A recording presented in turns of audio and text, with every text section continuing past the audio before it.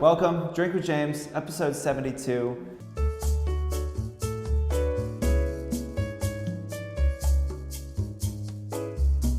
Big things happening at 4Card. We're in the middle of conference week 2K17. We had our brand conference last week. We have our influencer conference next week. Many exciting things happening. I am going to, where am I going? I'm going to LA on Thursday. It's my little brother's 30th birthday.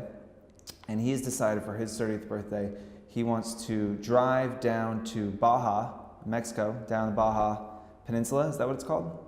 I think so. To some godforsaken place that is completely isolated from everything else, and chill at a house there. Actually, it's not godforsaken. It actually looks insanely dope. So you'll be seeing that on my feeds later this week. What did you guys do for your 30th birthday? I started the tradition that I still hold. So my 30th birthday was the first year I did the black tie birthday party, which is now a 4Card tradition. A 4Card tradition because I don't want to pay for it, so I've turned it into a 4Card party. But every year on my birthday, Rich, Grace, and I have a joint birthday party because our birthdays are right around each other. We do black tie. That started when we were 30. What did you do for your 30th birthday? I want to know. Some of you aren't 30. Fuck yourselves. I don't want to know anything about you. Moving on. Our influencer conference is next week. If you don't have tickets, what the hell are you doing? You 100% should sign up.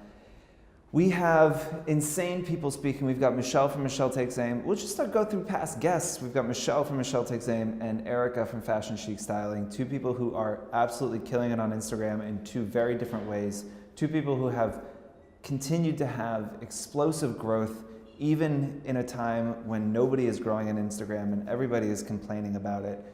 We're giving these people microphones. They're gonna teach you a lot of things. Outside of them, we've got Olivia Lopez from Lust for Life speaking. We've got Creative Keepies talking. She's going to talk about some business tips. We've got Chriselle Lim's manager, who is one of the most respected people in the industry, like pulling all the little strings behind the scenes. We've got amazing people speaking. Definitely, if you have questions, reach out to myself or Tim. He'll throw a link up as well, but you guys should definitely come. We would love to see you out there. Next week, Tuesday, in Los Angeles. We've got deals on hotels if you want to fly in. Just let us know. So, we'll start. That was really my first question, was why I should come. So that was question one. So we're going to do two more questions. So question two.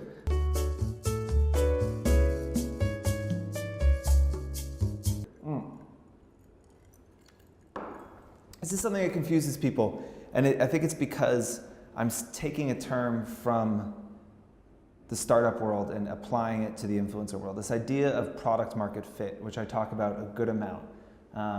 Somebody emailed just saying like, what is that? You know, because I think maybe I said most of you will never get it, which, you know, I was drinking, so forgive me. But look,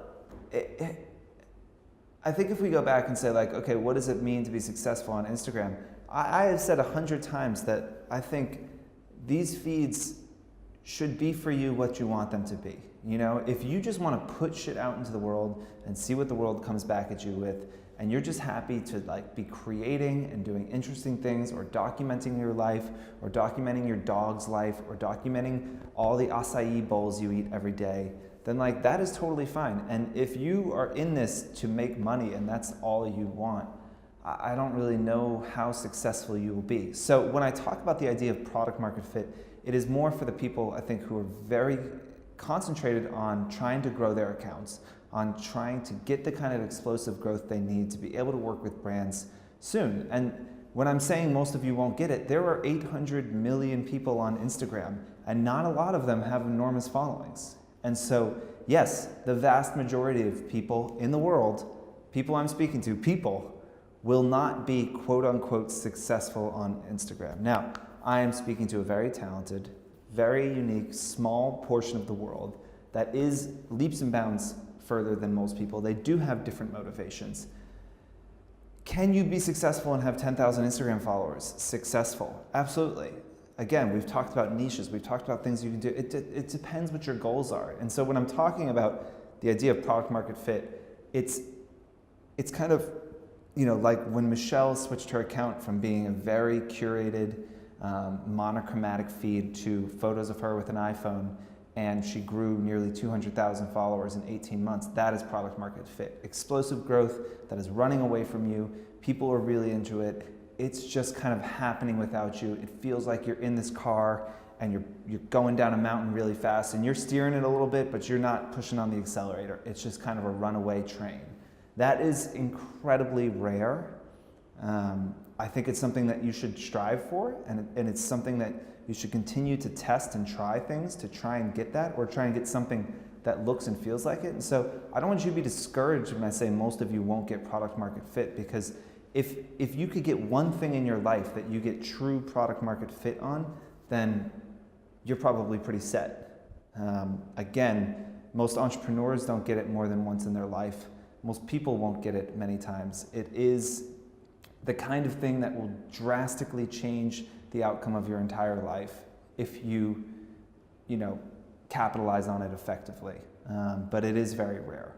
And look, that's the beautiful thing about this industry. There are people every day that are growing. We've talked about double exposure. Somebody that comes up often.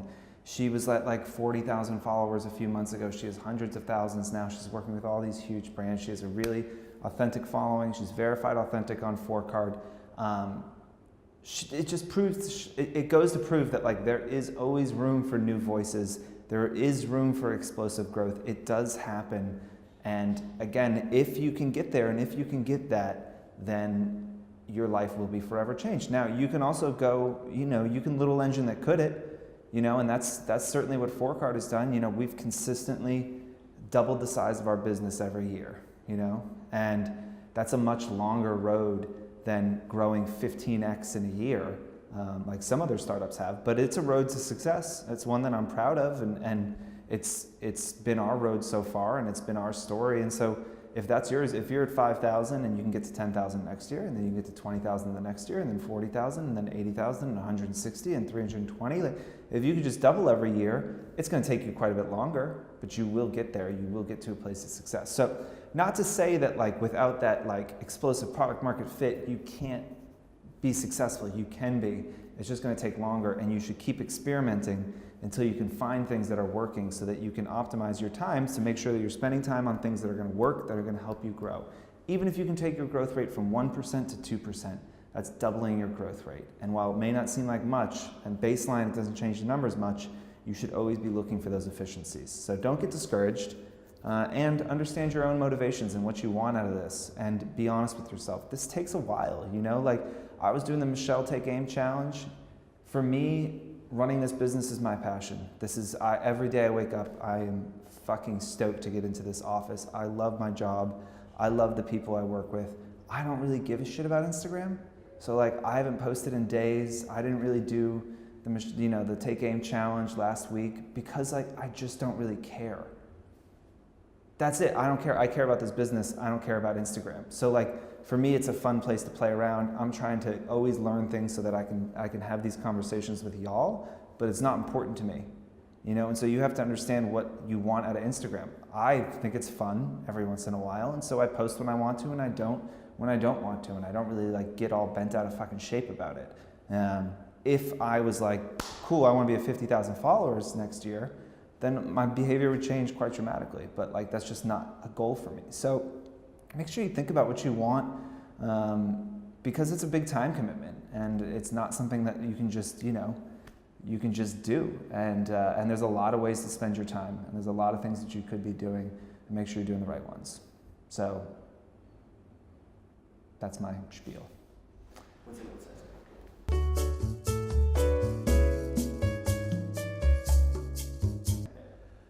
Okay, so question about the algorithm. What does it mean? Who makes it? Who develops it? Does it change? What is the algorithm? I feel like we should have like spooky Halloween music, like the algorithm. Maybe that's what I'll be for Halloween. I'll be the Instagram algorithm. And it's just like I'll dress up like the Grim Reaper, and I'll just put a sign that says Instagram algorithm. Look, I hear complaints about the algorithm all the time from people. And recently, as people were complaining, and I was zoning out, I was thinking, you know what? Instagram is full of very smart people. They work at Facebook, Instagram, whatever. Some of the smartest people in the world are there. One of the most popular the most popular social network in the world, I assume the things they're doing them for a reason, and the Instagram algorithm exists, I assumed, because it makes people interact with Instagram more. Why the fuck else would they do it? If the Instagram algorithm cut down on the amount of time people were spending on Instagram, they wouldn't have the fucking Instagram algorithm. Trust me, with your 50,000 or million or 2 million or 10 million followers, your feed is so much less important than Instagram and their feed. Their feed is 800 million people. So I've been frustrated by people complaining about it because it's like, it must exist, because people are like, it doesn't work, it's stupid, nobody likes it. It's like, if nobody likes it, I don't think Instagram would do it. And so we recently pulled numbers, and we are seeing Instagram engagement rates are the highest they've ever been since we've been tracking it, which has been 4 years. So, highest engagement rates ever for 4 years. So, if you're looking at your own engagement and it's fallen and you think it's because of the algorithm, my answer to you is probably it's not. It's probably not about the algorithm. And I know I'm going off topic for the actual question, but this is something that's been bothering me because people are constantly placing blame. And this was the same thing when we made Verified Authentic. People constantly looked at influencers who were growing faster than them and they said, that person's buying followers. And so we said, okay, cool, we'll create a tool to see if that's true. And sometimes it was true, but most of the times it wasn't true. And it comes out of a frustration of being like, I'm spending so much time working on this. The things I did 3 years ago aren't working anymore. I don't think it's the algorithm. We have seen that time and time again. Look at, go back and watch the Michelle Take Aim episode. She's got the highest engagement she's ever had in her life. She doesn't worry about the time of day she's posting. She doesn't worry about any of that. She worries about creating the type of content that people are gonna like, and Instagram serves that content to people, and it works. Again, we're looking at hundreds of millions of data points, and we're seeing the highest engagement ever in the history of the platform happening last month. So, if it's not working for you, it's not working for you. Go back to what we were just talking about with product market fit. You need to keep trying things. You need to switch things up. My growth rate went up 550%. My engagement went up 250% when I stopped taking really beautiful photos that had nothing to do with me and took photos of me with an iPhone. There are things you can do that will work. Now, you may not want that kind of feed. You might say, well, I think that like the kind of feed I want is this beautiful feed full of really elevated photography. Totally fine. This is your space on the internet. You get to do with it whatever the fuck you want. Some of the most successful influencers in this space, people we work with all the time, have substantially lower engagement rates than someone like Michelle. Brands care, but I don't think they care that much, especially now that you can buy engagement. So just, again, let's go back to being true to yourself, doing the things you want, try and find things that people want, and understand what you want out of this. If I wanted to grow my Instagram feed, my Instagram following, I would post photos of myself every day with an iPhone, like Michelle said. That's not super important to me, so I'm not gonna do it. But like, you gotta try things to see what works. Now, that's my spiel. What is the algorithm? The algorithm is obviously, it's taken it from a chronological timeline where you see everyone's photo as they posted it, and it has, first of all, this is a thing that does probably change every single day. So all the little tricks you hear and all the tips and all the things that you think can hack the algorithm and comment pods, this shit doesn't work. It doesn't work because if you as a person think you've hacked Instagram's engagement and you've hacked the algorithm, they will just change the algorithm. That's what happens. This happens with Google search all the time. People were making a lot of money back in the day figuring out how to hack SEO to get people to get their clients to be on the top search page, right? What ended up happening? Brands that did that, Google shut them out of search completely fucked their business. You can't cheat your way into success. You can't cheat the algorithm. That's not a sustainable business model. It's not gonna work. And the people that were doing that got on the Explore page, that got all these followers a couple of years ago before the algorithm, right? They were hacking the Explore page. Now they have almost no engagement because they have a bunch of people that follow them that have no idea why they're following them. So if I have a wish for this community, it's fucking let the algorithm go. Like, just let it go.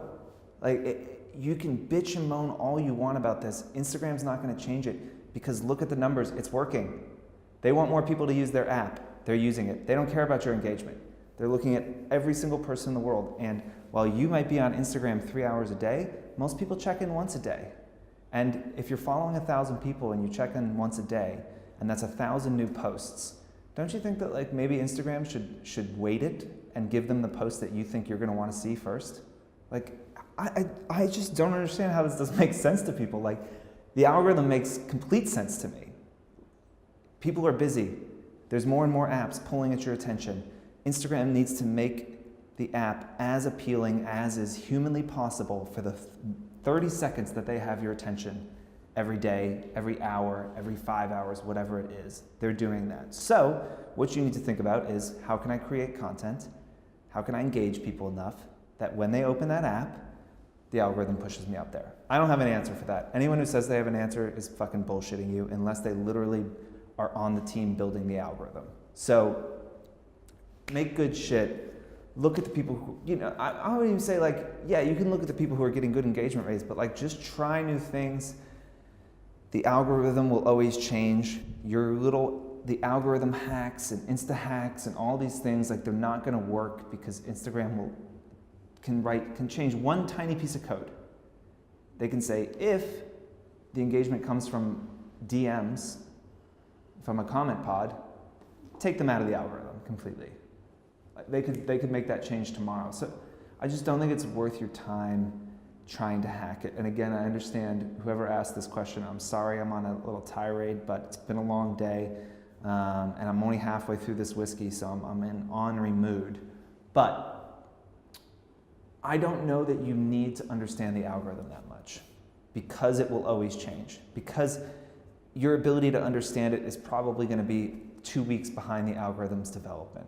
So what you need to try and do is create content that people are engaging with and enjoying. And really, that's it. I don't really know what else to say. Goodbye.